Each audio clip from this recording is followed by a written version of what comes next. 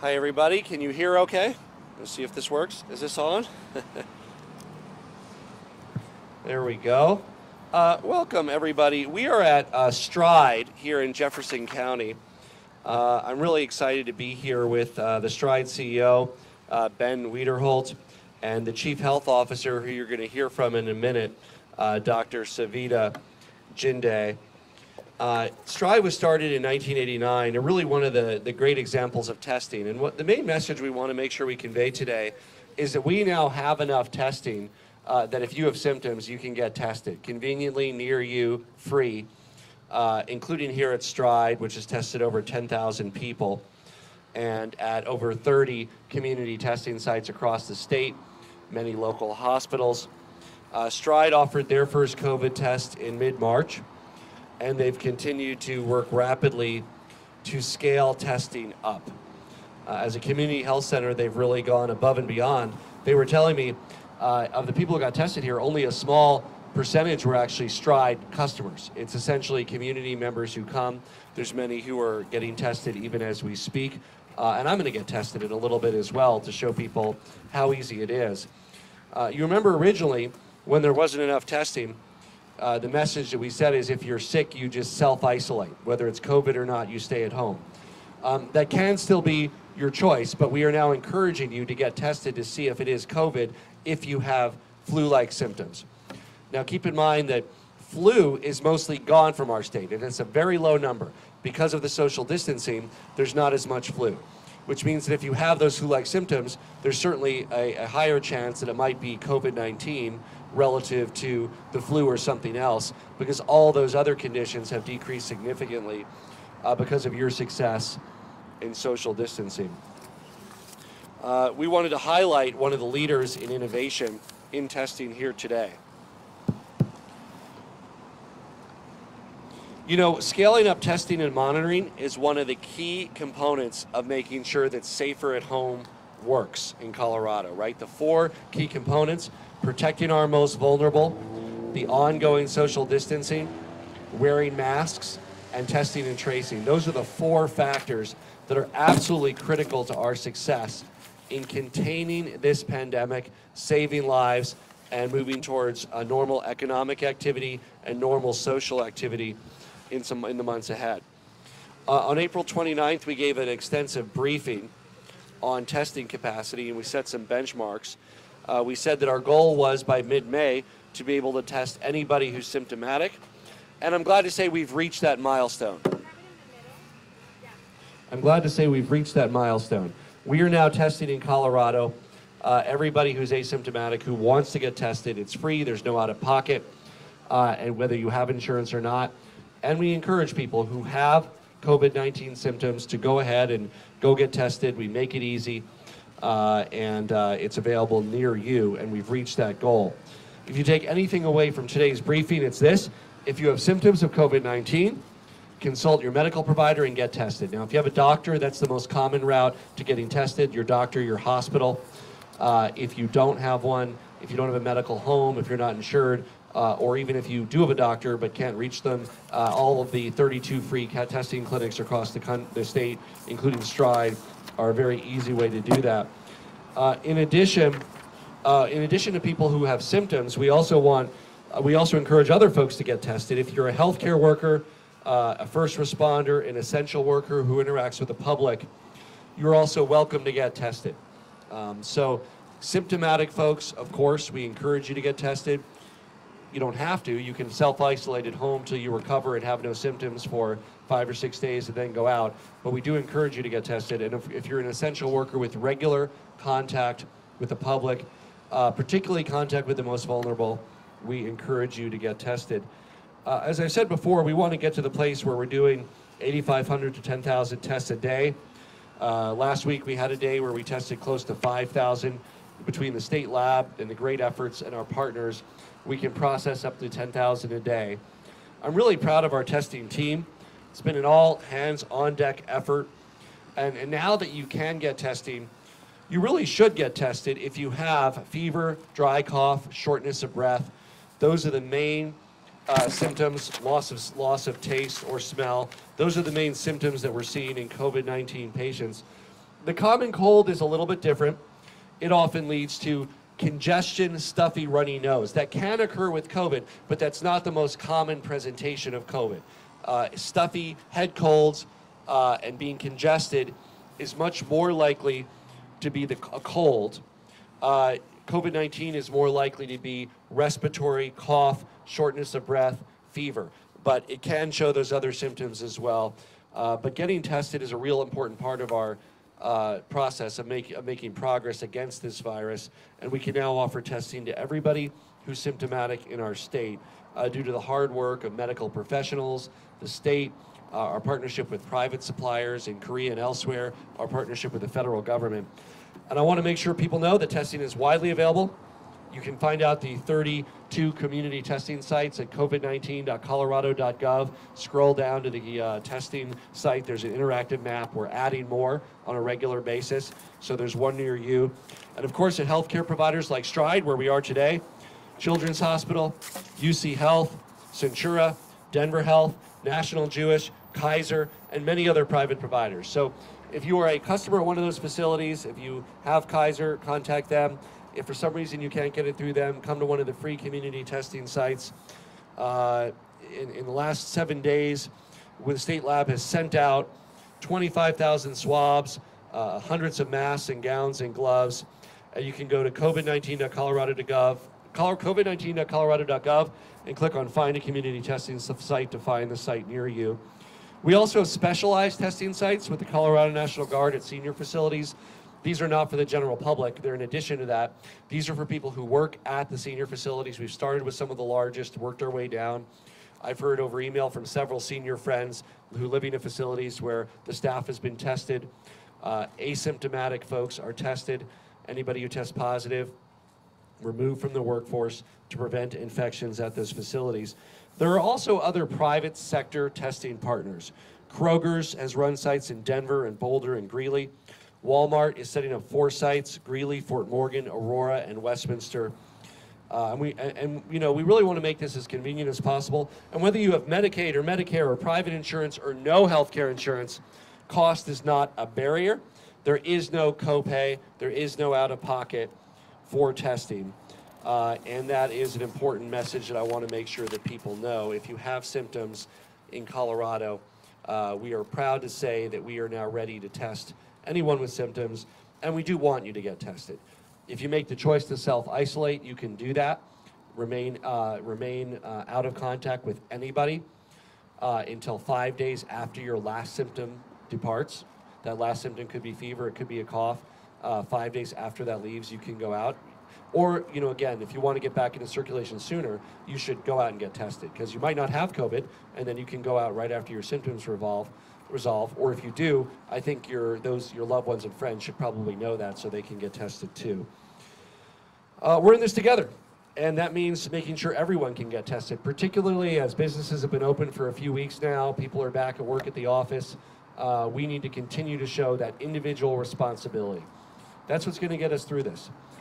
We can't go back to how we lived in January and February. We need to limit our social contacts, stay 6 feet away from others where we can, wear a mask when you're in public.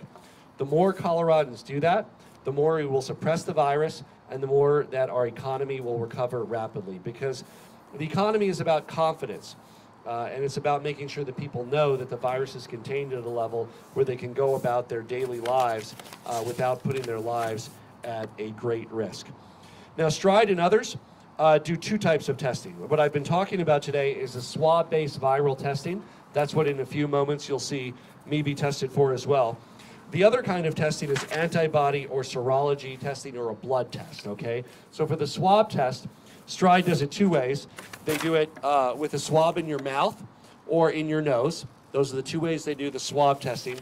The blood test is, for anybody who's had a blood test, it's just like that. They take a tube of blood, some take less than that, and then they see whether you have the antibodies. The antibodies are relevant for finding out if the body has had a response to the virus. Since antibodies take a while to develop, but they continue to show up, they will help say whether you had the virus. You may still have it, you may have overcome it. They're a tool for research, but it's also too soon to know exactly what antibody tests mean for individual patients. We expect that there is increased resistance from those antibodies. Scientists don't know the degree of that resistance. They don't think it's zero. They also don't necessarily believe that it's 100%. They believe those antibodies show stronger resistance. A person could test negative on an antibody test, but could still be spreading the virus because they have the active virus and they haven't developed the antibodies yet. They have the active infection. We're very proud to see partners in our scientific community studying this and learning more about the impact of serological testing every day. As we are rapidly going back to work, opening our economy and businesses, it's more critical than ever that we gather data and information, that if you're symptomatic, you get tested. The only way we know that is through virus testing, as well as the testing for antibodies, which we're doing as well. And it's wonderful that Stride is offering both options to people. And right now, we're really focused on getting as many nasal swab tests done as we can, both for asymptomatic folks who work at senior facilities, that are members of the essential workforce, that are healthcare professionals, that are first responders, but also for anybody, any member of the general public that exhibits coronavirus-like symptoms. So if you have symptoms, go ahead and get tested. You can use the online symptom tracker at covid19.colorado.gov. That'll help the state and public health response. And if you're positive, or if you're symptomatic and not sure if you're positive, make sure you isolate yourself to stop the spread of the virus. Now I want to introduce Dr. Savita Jinde, the Chief Medical Officer of Stride.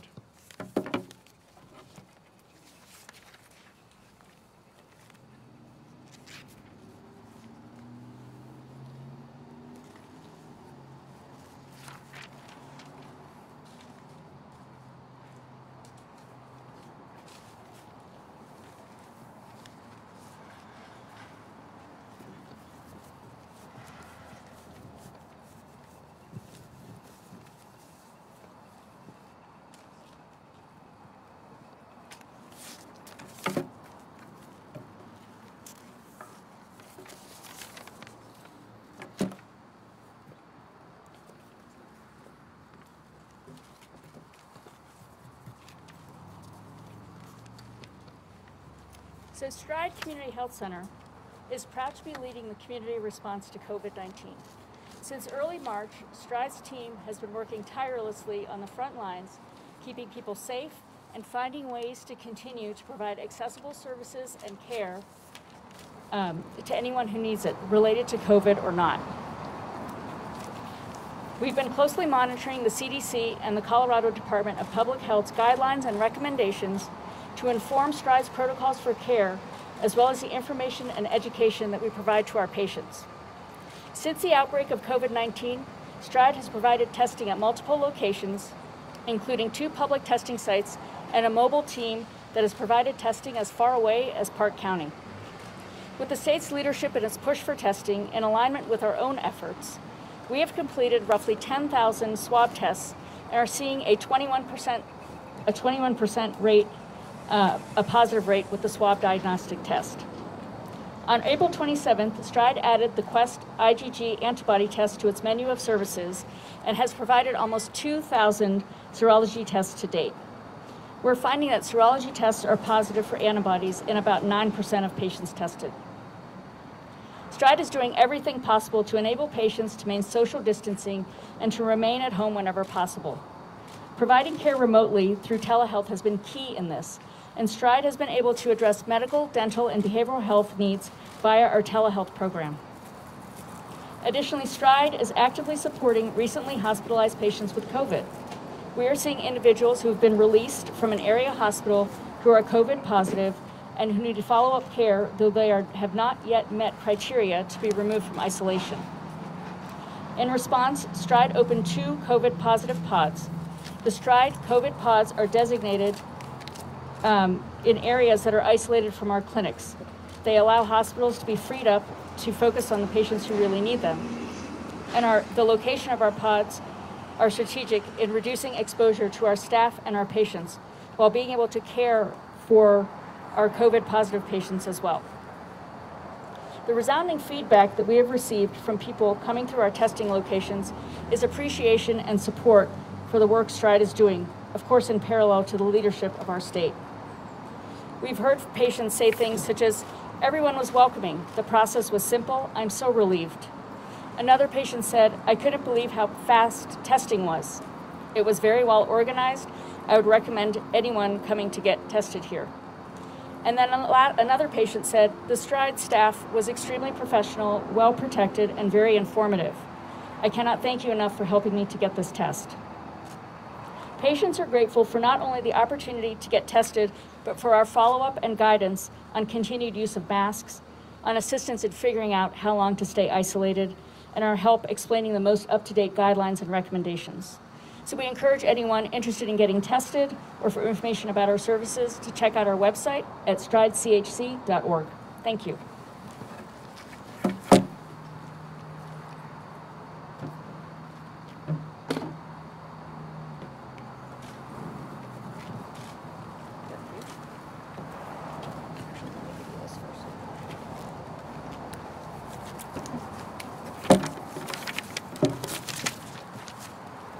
Thank you, Dr. Jinde.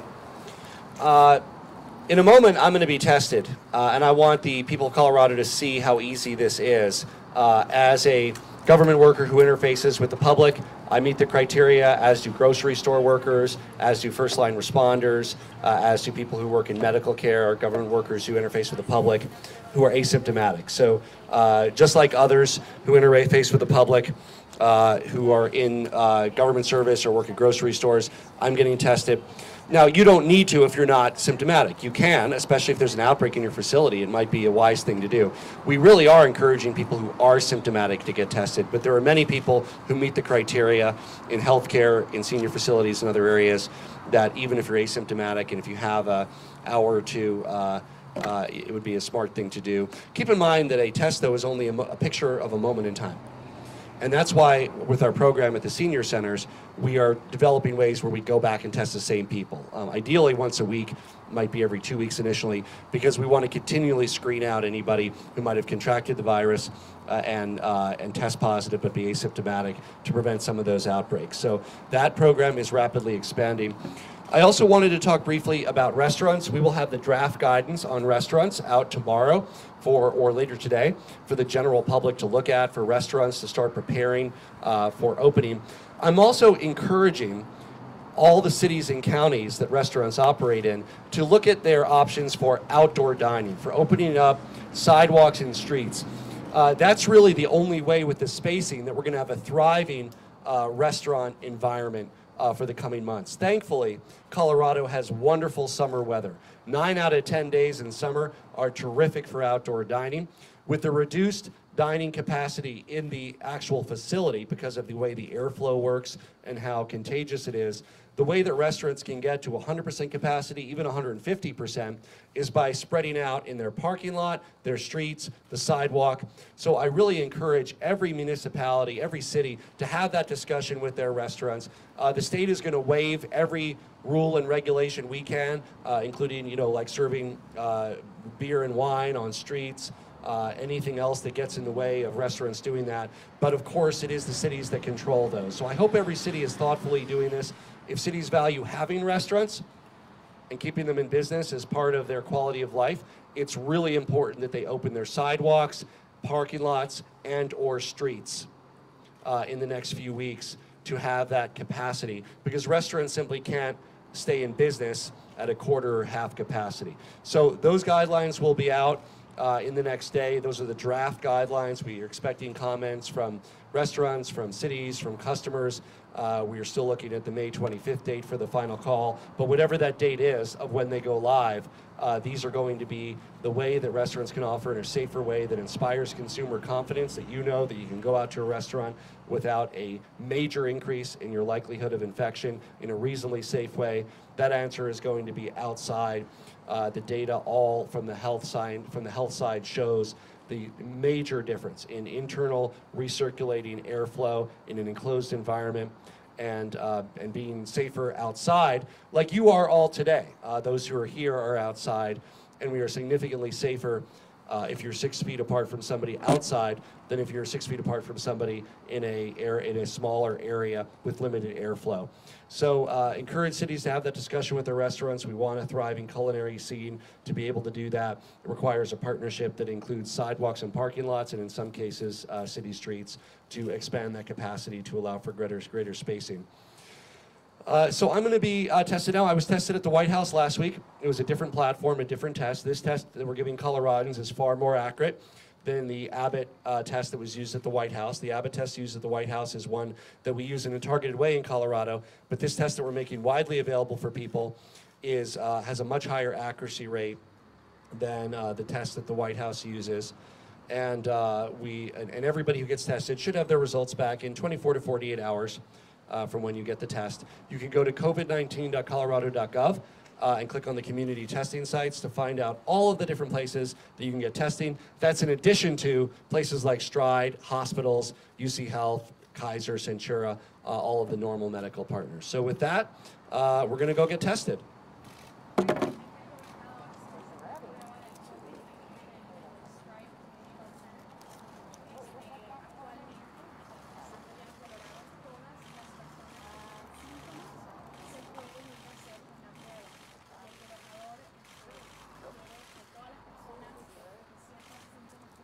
That's it, right? That's it. Very simple. Takes 10 seconds. Feels like, feels like a little tickle. And if you have symptoms, we want you to get tested. And if you've been an essential worker contacting the public, first responder, government worker, works in a grocery store, you can also come in and get tested. And we might be able to identify outbreaks earlier and prevent them from getting worse. So thank you so much for that test. And we'll look forward to getting the results. Thank you. So with that, we'll open it up to questions. We'll start with the people here. Governor, you mentioned that the draft outline for restaurants reopening is coming. Yeah. Previously, you had said it might not be May 25th, coming sooner than expected. Okay. No, I want to be clear. These are the draft guidelines under which restaurants can open because they need time to get ready. The date is the piece that we will not have till May 25th. So we didn't want to, on May 25th, say, here's what you need to do. That would mean restaurants couldn't open until a week later because they might have to move their tables around and change their staffing. So these are the draft guidelines. We will then, I'll give you the exact timeline. What these draft guidelines are going to be out today or tomorrow. We are then going to, over 2 or 3 days, take public feedback, finalize these guidelines by the end of the week, and then announce the date next week, May 25th, which we hope is then, based on the data holding up around the level of the virus in Colorado. So you will tell restaurants how they can reopen? Exactly. This is how they can reopen. The definitive when needs the data from the next week, which we don't have yet. So, but that's very important because you can't just tell restaurants how to open, and by the way, it's tomorrow, because none of them can actually open. They need a week or so, is what they've told us, to get ready. And so the how will be out by Friday. The draft is out today. It could change a little bit based on input, but the public health side is very strong and it looks good. I'm sure we'll get a lot of good input from restaurants and from customers about what we can do to inspire confidence. The key pathway for restaurants to be able to reach 100% or greater capacity involves the use of our beautiful outdoors in the evenings and during lunchtime. And that includes, already they have patios, but that includes sidewalks and parking lots. And then when cities can cooperate with them, they might be able to use parking or city streets as well. Governor, you previously said that we had all this testing capacity. The issue was the reagents. Yeah. To what extent has that issue been resolved? Yeah, so we now have enough, which is why we're highlighting testing today, to test anybody in Colorado who's symptomatic. And so as well as people who are public-facing government workers, grocery store workers, first responders that are asymptomatic. So we have reached that threshold. That was our goal by mid-May. We're there. And so our message has changed. Last month, the message was, if you're sick, self-isolate unless you need medical attention. Now it is, if you have symptoms, you don't have to, you should get tested to see if it's COVID-19 or something else. If you have flu-like symptoms, if you choose to self-isolate, you can do that. But it's better for all of us, from information, for science, for containing the virus, if you go to a convenient testing center near you and get a free test. Governor, the executive order you issued this weekend to start to get some blowback. The folks who are behind your 22-week abortion ban accuse you of leaving them out for political motivation.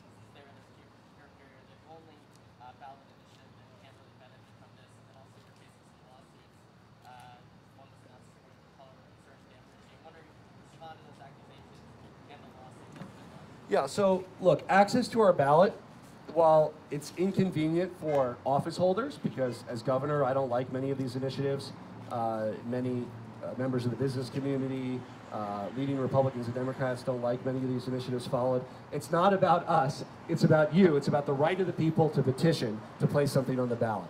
And because there is a public health emergency that makes the normal petitioning gathering next to impossible, it was absolutely critical that we honor the right of the people to place ballot initiatives on the Constitution by creating a way that is consistent with our constitutional principle of the right to petition and meets the needs of this public health environment. So I think we threaded that needle, working with the Secretary of State to create a way where people can submit those signatures by scanning them in digitally or mailing them in. And we look forward to working with the Secretary of State on the rulemaking. Obviously, no initiatives were separated out based on whether I like them or not. There's many initiatives that are going to be using this that I like and many that I don't like. It would be very convenient for a governor to shut down the initiative process and say, sorry folks, I'm going to take all the power and not let the people have it. I think what's most important though is we don't let our democracy be a casualty of this pandemic. And I believe that the people of Colorado have the ability to place initiatives on the ballot, and that's why we made sure that we preserve that during this pandemic, even if it decreases the power of the legislature and the governor. On some initiatives that gathered signatures before the pandemic, it doesn't affect them. So if they turned in their signatures before the pandemic started, then their signature gathering was not affected by the pandemic. There's some that have qualified that way. They're still on the ballot. There's some that have not qualified. There's others that are in cure periods from pre-pandemic signature gathering. Yes. Okay, telephone question. From Biz West, last week the state revoked the license of a restaurant in Castle Rock. There are restaurants that have been operating after the county said it wasn't so. In Weld County, what's the status of the state's actions toward Weld County? Weld County has not taken any actions that I'm aware of in contradiction to Safer at Home. Any business that illegally operates is of course subject to losing their license. That happens in normal times. Restaurants always have hepatitis guidelines, they have health ratings. Any restaurant, a year ago, 5 years ago, 10 years ago, any restaurant that operates in a way that's a health hazard loses their license to operate. That's the way that we as customers know that restaurants are reasonably safe to go to. So of course that's true if they're not following COVID-19 protocols, if they're open illegally in an area that can't be open. Keep in mind there's a number of counties in our state where restaurants are already open. But if it's a county where they are not yet able to be open and they don't have guidelines to open and they're operating illegally and they're a health hazard, just as they would have lost their license, 5 years ago for hepatitis or salmonella, of course they would lose their license today for COVID-19. Adrian Thomas from KREX, what specifically are social distancing practices that will be in place for schools? Will this be statewide or will districts be able to make modifications? There will be statewide guidance. It'll be implemented by school districts because it's a very different situation on the ground. Essentially, school districts are looking at ways that they can have their large congregations like lunch and passing times at different times for different classes. So the kids are mostly with the people in their class for most of the day. And then the classrooms themselves will be configured in a way to maximize social distancing to keep everybody as safe as possible. So we're working closely with the school districts, with the Department of Education, and with health officials on those protocols for school districts. And they will be out plenty of time ahead of the school year starting so districts can get ready. Just as with restaurants, we're going to have those out by Friday so that they can get ready for when they reopen. School districts will be out the next few weeks so they have plenty of time before they go back in August to get ready. Ed C. Lover, can you provide clarity on when you will make a decision around restaurants May 25th? And next question from here. Yes. Governor, so last week you started reporting deaths in 2 different ways. Can you clarify how you're identifying deaths among people with COVID-19 if COVID-19 is not on the death certificate? Yeah, then they're in that higher figure if it's not on the death certificate. If it's on the death certificate from a coroner or attending physician, they are in the confirmed cause of death COVID-19 category, 890 or so right now. If COVID is a contributing factor, but it's not the factor on the death certificate, then it's listed in the died with COVID category, 1,200. It's probably somewhere in between. It all depends on what you're trying to interpret for people. Are you saying people that have absolutely, by certification of a medical professional, died from COVID? That's the 890 number. Several hundred more died with COVID. It might have contributed to their death. And then there's people that we've missed altogether that probably died from COVID that aren't included in any number because they haven't been confirmed by a coroner or autopsy. So, you know, the point is that we want people to be confident in this number. And there were unfortunately people that attack these numbers, and we wanted to make sure that we had the strongest possible defense by saying, look, a doctor, a coroner, a attending physician use their professional respectability and authority to say this person died of COVID-19, and no one, no bureaucrat or anybody else should ever change that to say they didn't die from COVID-19. And so that number is being reported along with the other numbers. The only number that's not reported are the ones we don't know about because we don't know about them.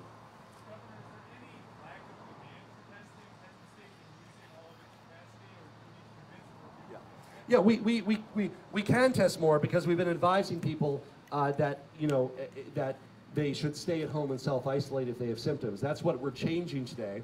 You can stay at home and self-isolate if you have symptoms, but we are now encouraging you to get tested. So that's the change in policy today. A month ago, that wouldn't have worked because we didn't have enough tests for people that had COVID-19-like symptoms. So we said self-isolate, stay at home, assume you have COVID, even though it's only 20% chance you do. Don't go out until 5 days after your last symptom. Now we're saying if you have COVID-19 symptoms, you should get tested. You can stay home and self-isolate, but you should get tested. So yes, we are now ready to encourage more testing versus a month ago where we were unable to accommodate more testing. And that's due to the hard work of our testing unit, of our partnership with the federal government, private suppliers, South Korea, Stride, and so many others, the the county health authorities, and so many others. Give a follow-up? Well, that depends on whether more people come in or not. So you know, we are now ready is the point. A month ago we said if you're sick, you don't need to get, there's still no clinical treatment for COVID-19 unless you need to be hospitalized. I mean, they will send you home and say you need to just get better unless you need hospitalization and get hospitalization. But we now are encouraging people to get tested. And I do expect that yes, people will respond to that. It's now easier, it's now simple, they now know it's free, and more people with symptoms will get tested.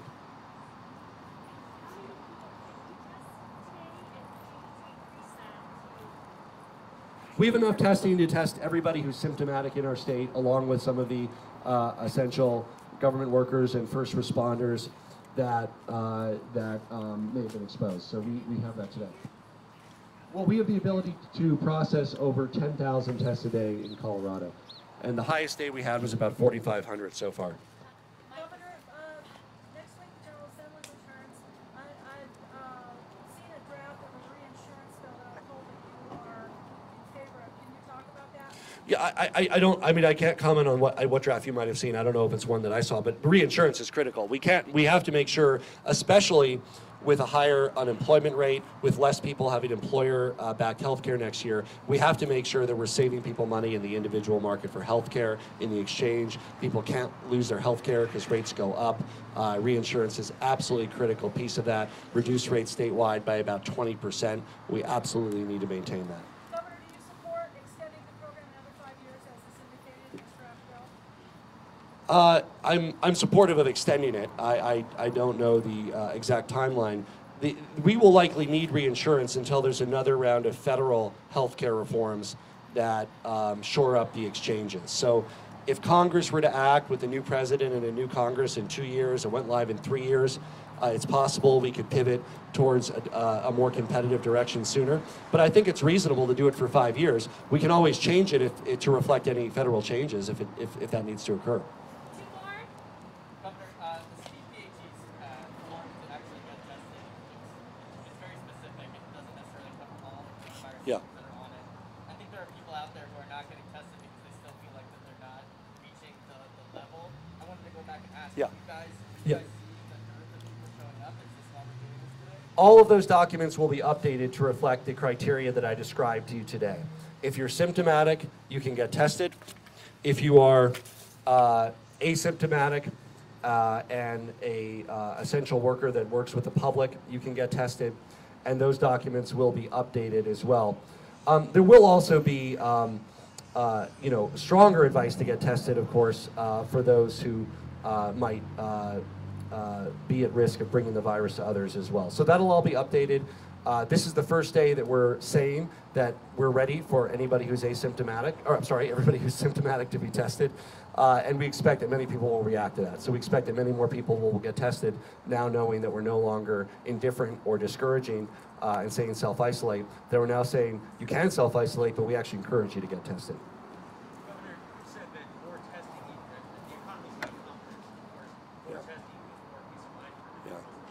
What's the correlation though between rising testing numbers and your comfort level with reopening various things? So Yeah. 10,000, what can you do that you don't feel comfortable doing today?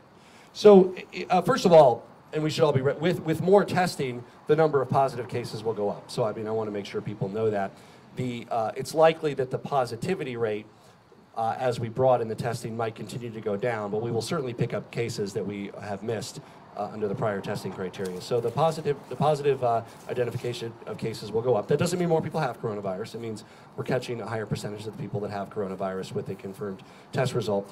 And yes, the testing and tracing, and we will have, I think we've given you a limited update on tracing and quarantine. We'll have a more extensive one soon. But that's the whole process where it's not just the testing. It's then about making sure that a county health official or other talks to you, finds out who you might have been in contact with, make sure that they then isolate or go in for testing themselves, even if they're asymptomatic. So that piece that follows it is really one of the key 4 pieces to how we contain this thing, rapidly open the economy, and get back to normal. The other pieces continue to protect the most vulnerable in senior housing facilities, nursing homes, wearing masks in public. There's no substitute for that because many people who have it are asymptomatic, won't be tested, don't have no reason to think they might have it. A mask will prevent it from being spread. And then continuing the social distancing, meaning staying 6 feet apart from others where we can, groups of 10 or less. All of those things are absolutely critical, but the testing and tracing is one of the 4 legs of that stool. Governor, regarding hospitals, how long do you think they should maintain a high alert status to receive like a surge of COVID patients? And what about the overflow facilities that have been set up around the state to handle COVID cases? Hospitals still have many COVID patients, thankfully. Thankfully, they have less than they do 2 weeks ago. It all depends on the behavior of the people of Colorado. If people stop engaging in social distancing and stop wearing masks, we're going to go back to worse than we were at the height of it in March and April. There's no question. The virus is here. It's in our community. We have community spread. If people give up on social distancing and stop wearing masks, the hospitals will be flooded, and we will need the additional facilities that we have at the convention center at the ranch. But I'm an optimist, and I strongly believe that Coloradans are being responsible. I see it every day. Coloradans are making good choices in their lives to reduce their number of social interactions, to wear masks when they're in public and going shopping, and to be 6 feet from others when they can. And because of that, I'm still very optimistic that we'll never need to use the additional facilities at the convention center or the ranch. And how long are you asking Coloradans to continue wearing masks? Well, that's certainly where we need to for now. So, I mean, there's no end date because we don't know what that end date is. Masks are a minor inconvenience for the ability to have more freedom and participate more widely in society and have an open economy. So, again, they're encouraged. People that work in stores have to wear them when they interface with the public for their safety as well as yours. And the countries that have successfully navigated this crisis have gone to a mask-wearing culture sooner rather than later, and that has a significant impact on reducing the spread. Is there anybody who hasn't asked one yet or has a quick second one? We'll go to one more. Yes? Are you open to looking at new sources of revenue to allay some of these budget cuts, such as the emergency tax and maybe Well, what we do with ballot initiatives is we've made it a viable pathway consistent with the public health crisis for all of the different ballot initiatives out there. Some cost revenue, some ad revenue. I have no idea which ones will make the ballot, we wanted to create a pathway that honors the right of the people to petition their government. There are a number of folks that are doing that. Some add revenue, some lose revenue. We're not, as I think somebody asked us in a previous, I myself don't look at them until they're actually making the ballot because there's always hundreds that are filed, and I don't know which ones are serious or not. And like any Coloradan, I have my opinions, but and I'm not shy about sharing them, but I do that after we know what's on the ballot. Thank you all very much. Again, the main message from today, if you have symptoms, you can get tested, covid19.colorado.gov, 32 community testing sites, your local hospital. We want to make it as easy as possible for you. Continue to wear masks when you're in public. That life you save could be your aunt, your uncle, your sister, your brothers. It could be your own. And continue to remain 6 feet from others where you can. And together, we're going to get through this and come out the other end even stronger. Thank you.